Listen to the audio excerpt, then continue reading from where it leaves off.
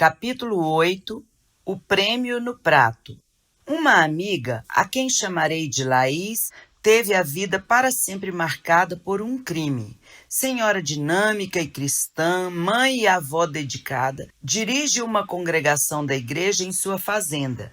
É fiel a Deus na profissão que exerce, ocupando um alto e bem remunerado cargo e atua diligentemente na comunidade. Eu não diria que seu casamento era ideal. Seu marido, embora cristão e também líder na igreja, era um homem duro, machista, por vezes irascível, e não apoiava as tentativas da esposa de melhorar sua vida espiritual ou intelectual. A despeito disso, eles se entendiam, ainda que, para tanto, ela tivesse de ceder em seus direitos. Eram fiéis um ao outro e tinham um casamento sólido. Não é o tipo de família que se espera ver mudada para sempre por um crime. O senhor João era dono de várias propriedades e fora cobrar de um inquilino um aluguel em atraso. Quando ia entrar no carro para voltar para casa, em plena avenida e à luz do dia, foi baleado pelas costas por aquele homem que se achava injustiçado pela cobrança. De uma hora para outra, Laís ficou viúva com 3 filhos jovens. O crime ceifou a vida do chefe da família. Minha amiga teve de assumir imensas responsabilidades para as quais nunca tinha sido preparada, dentre elas a de cuidar das fazendas que possuíam. Felizmente, ela é temente ao Senhor e procura alimentar-se da sabedoria divina com bom tino e bom senso. Conseguiu administrar as fazendas e torná-las mais lucrativas com a ajuda de 2 dos seus filhos. Infelizmente, um se encontra revoltado e, no momento, afastado da família e de Deus. Hoje, pode-se dizer que Laís conseguiu superar as dificuldades, tornando-se bem-sucedida apesar da falta do marido. Tanto ela como os filhos, porém, estão marcados para sempre pelo choque de saber que o esposo e pai foi assassinado por um motivo tão mesquinho. O crime entrou nesse lar cristão que nunca mais será o mesmo. Nem os santos estão isentos. Sei de outra família amiga, ele pastor e profissional liberal e ela professora, que sofreu uma barbárie. Invasão de propriedade, roubo e risco de vida. A esposa e a filha foram abusadas pelos criminosos à vista do marido e pai, amarrado e impossibilitado de reagir. A marca desse infortúnio ficará para sempre, mesmo que haja perdão e restauração de vidas.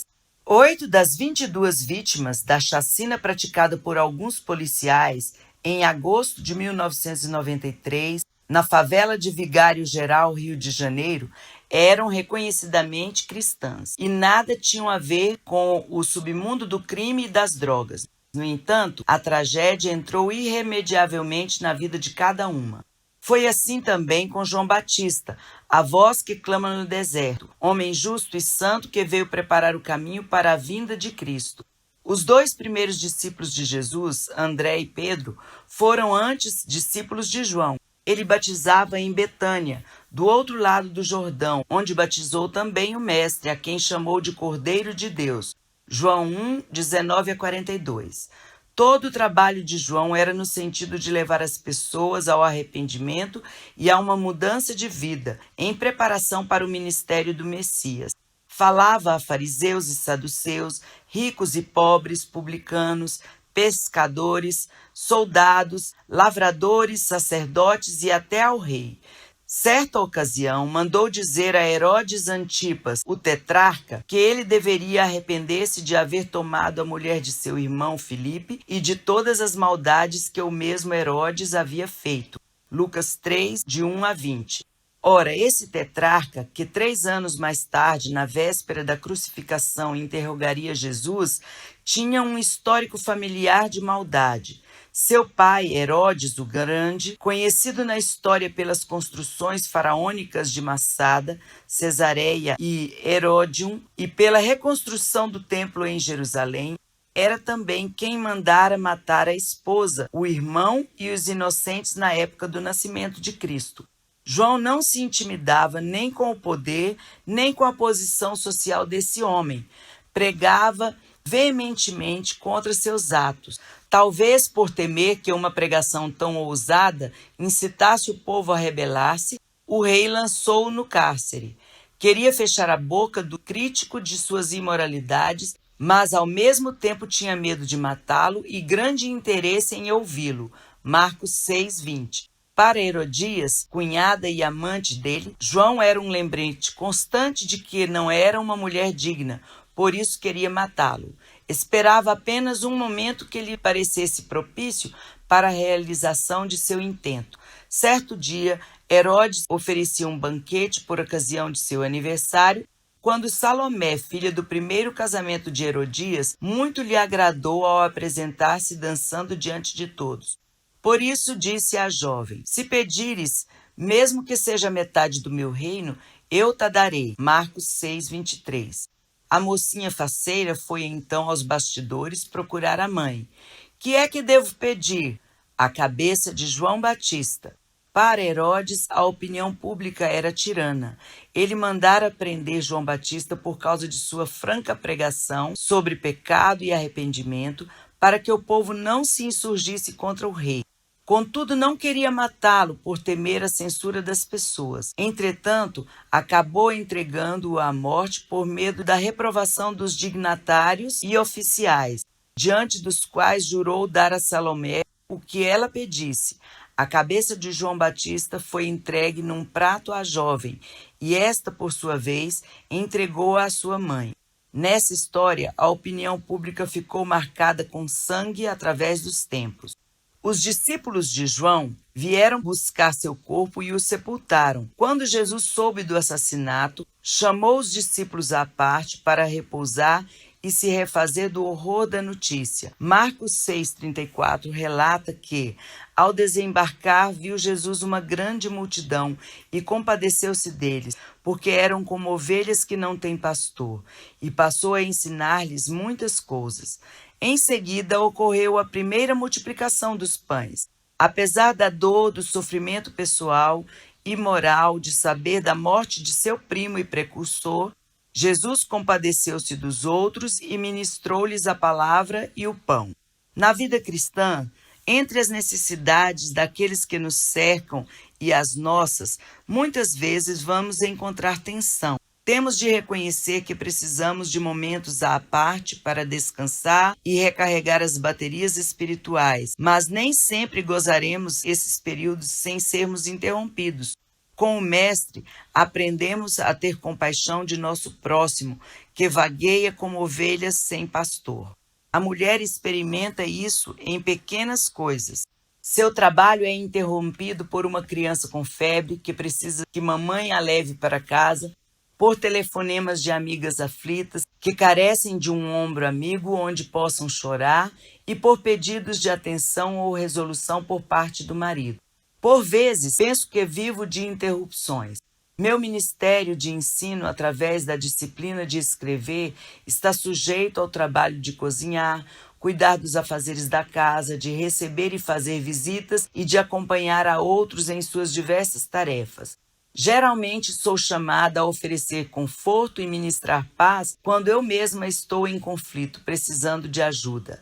Confesso que muitas vezes falta-me a atitude de Jesus. Já houve até ocasiões em que pensei em agir à semelhança de Herodias, sugerindo que alguém peça e me apresente num prato o resultado de meu enganoso coração.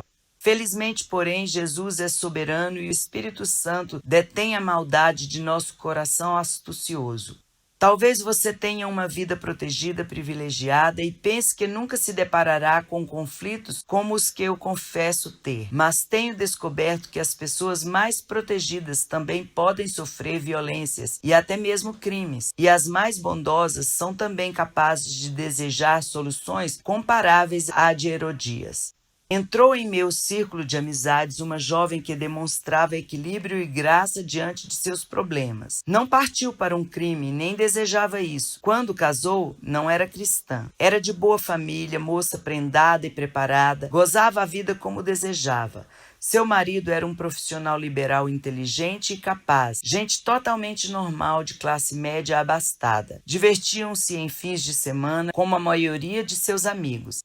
Em algumas ocasiões, extrapolaram, ou melhor, ele, sob efeito de drogas recreativas e numa boa, extrapolou os limites do casamento. Converteram-se e se arrependeram dos seus pecados e hoje vivem uma vida mais sóbria, mas ambos estão infectados pelo vírus da AIDS. De depressão em depressão, ele vive com o sentimento de culpa por ter decretado uma sentença de morte para si e sua mulher.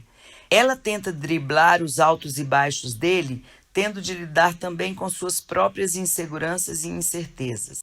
Adianta culpá-lo por seu comportamento de risco que hoje os obriga a viver sob a espada de Damocles. Damocles foi personagem da mitologia grega que fora condenado a viver com uma espada suspensa sobre sua cabeça. Nota do editor. Agora não é tempo de lamentar a injustiça da situação, mas de viver da melhor maneira possível dentro de um quadro de interrogações. Como? Não possuímos uma biografia extensa da vida de Priscila no Novo Testamento, mas podemos ver nas entrelinhas bíblicas uma mulher que vivia em fidelidade ao Senhor, em meio à adversidade e injustiças. Seu exemplo é um antídoto ao veneno da vida vazia e malvada de mulheres como Herodias e Salomé.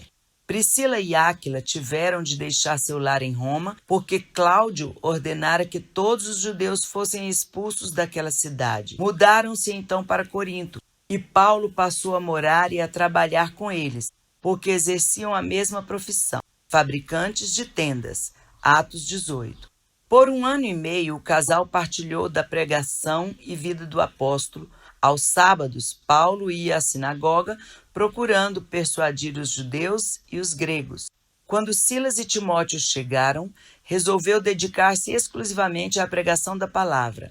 Tendo os judeus de Corinto passado a blasfemar e resistir ao evangelho, decidiu concentrar todos os seus esforços na conversão de gentios, refugiando-se na casa de Tício Justo.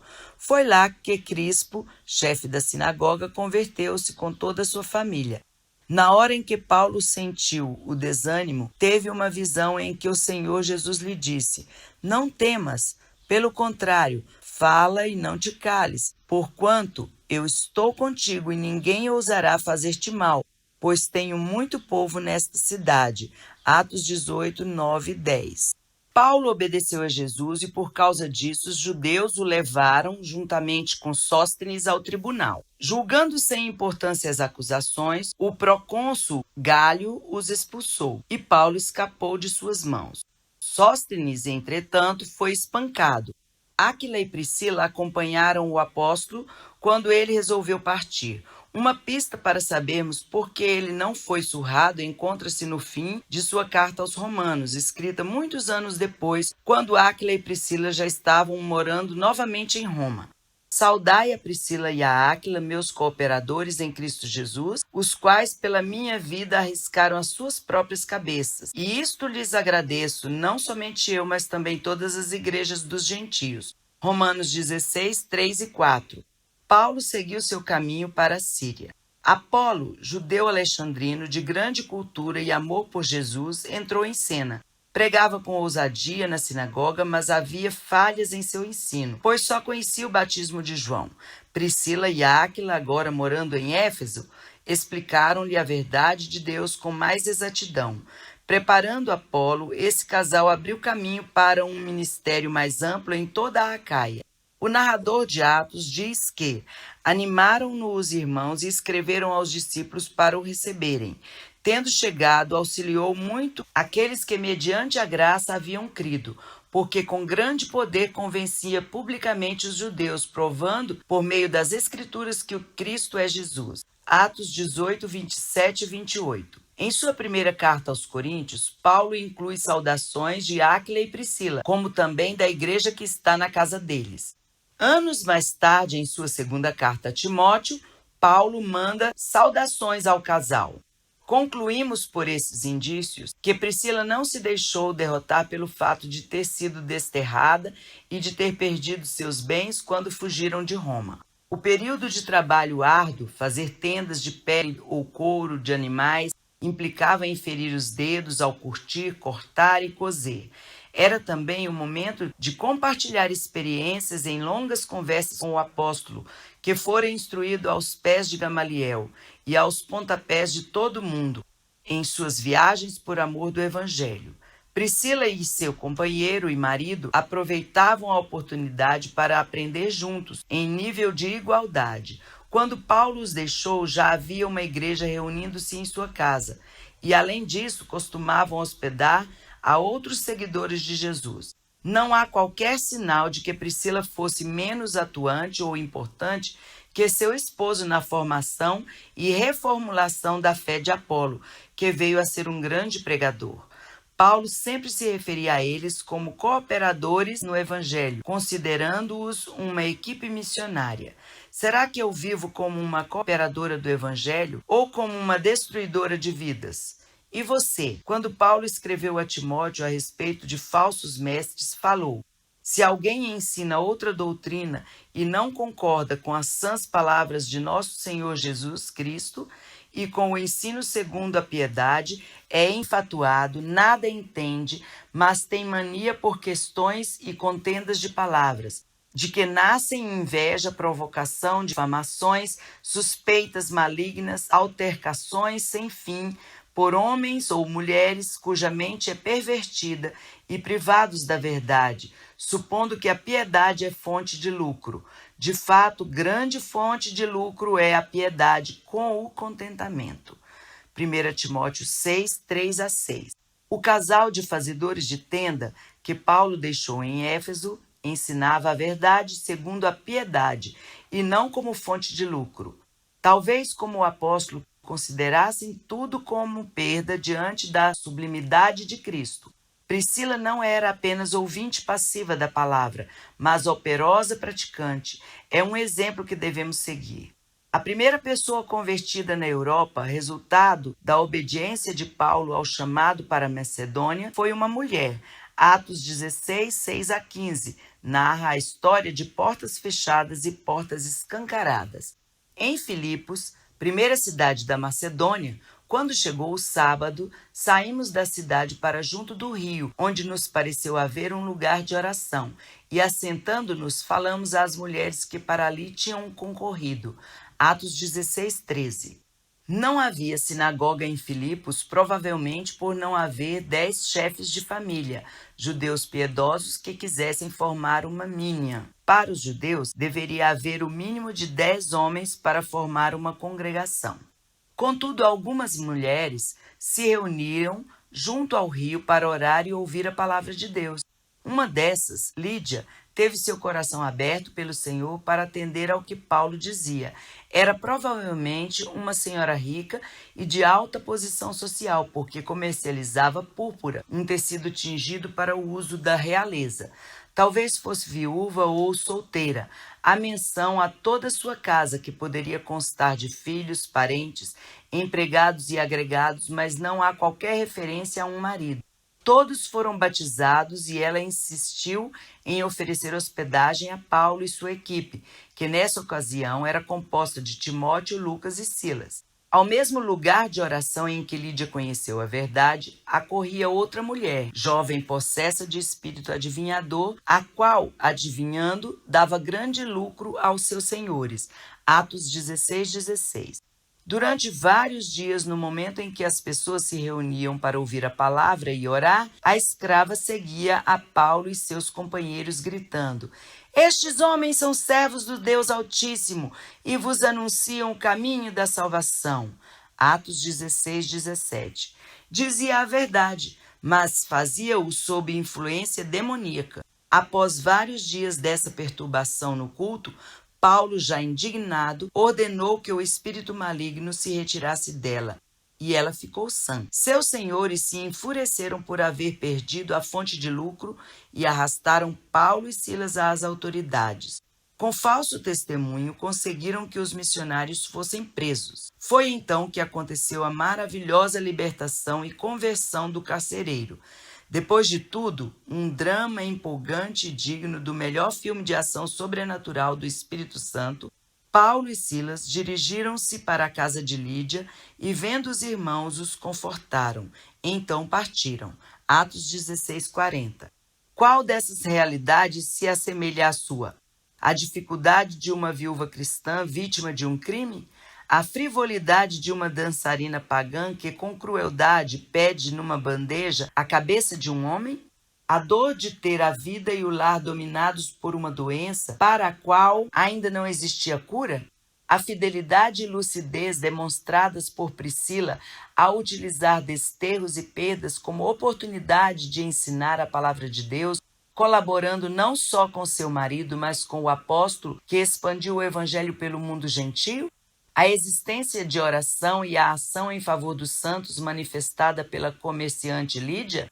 Há inúmeras maneiras de encarar as reivindicações de Cristo, mas você tem apenas uma vida onde agir piedosamente, conforme Deus requer.